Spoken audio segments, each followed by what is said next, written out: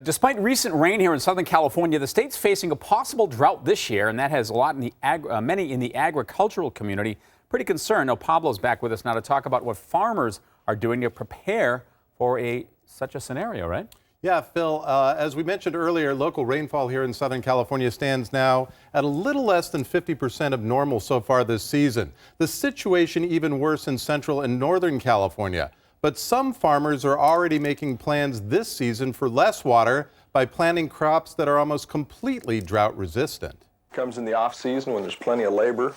Keith Nealmeyer is a fourth-generation farmer, but finding it increasingly difficult to make a buck these days, Nealmeyer recently took a gamble by planting 40 acres of marshmallow trees, the first crop of its kind in the nation. We started growing them was because of the drought conditions we've been coming into in the last couple of years here in the valley. They require very little water, and it's just a good off-season crop for us. It's a time when there's a good labor supply. They're easy to pick.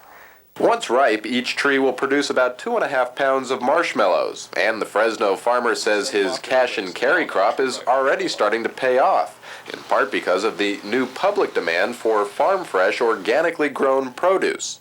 A few of these marshmallow seeds here, and we just kick up a little bit of dirt, drop them in, cover them over real quickly. And that's about it. A couple of weeks later, we've got marshmallow sprouts coming up, and you can see from that point to this point, within 2 months, we've got a full-grown marshmallow plant. How you can tell they're ripe? They're white. They come off the tree real easily. These green ones here, you can tell that they're green, and they're not ready to come off yet.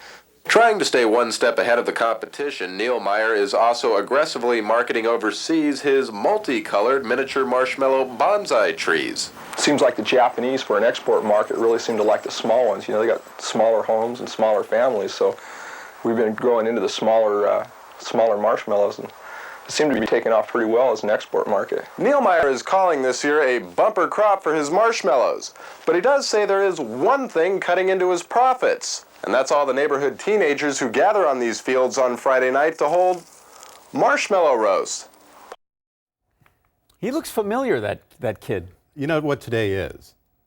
Today is the day before April 1st? No, today is April 1st. You've been fooled. This is April Fool's Oh, Day. I was fooled? That wasn't legit? No, absolutely not. You think You marshmallows really grow on trees? Marshmallows don't grow on trees like that? No. Really? Here's the backstory. That story is 23 years old. I ran it back in 1989 at a station in Fresno. It was pretty well done. And other than the fact that I looked like I was suffering from like malnutrition. No, you look good. But Susan knows this. Back in the 80s, we had about a 4 or 5 year drought in the central San Joaquin Valley. It was serious stuff, and that's all the kinds of stories that we did was cover farming and so you were agriculture. making fun of her. No, the point was we did about 3 years of these farming stories. And it just got to be After a while, at the point, you were trying to do something different. So I went to Keith Nealmeyer, who was a friend of mine. Those were actually peach trees. And I said, would the farmers appreciate a little humor? And he said, absolutely. So we spent about 2 days putting marshmallows on every peach tree we could see.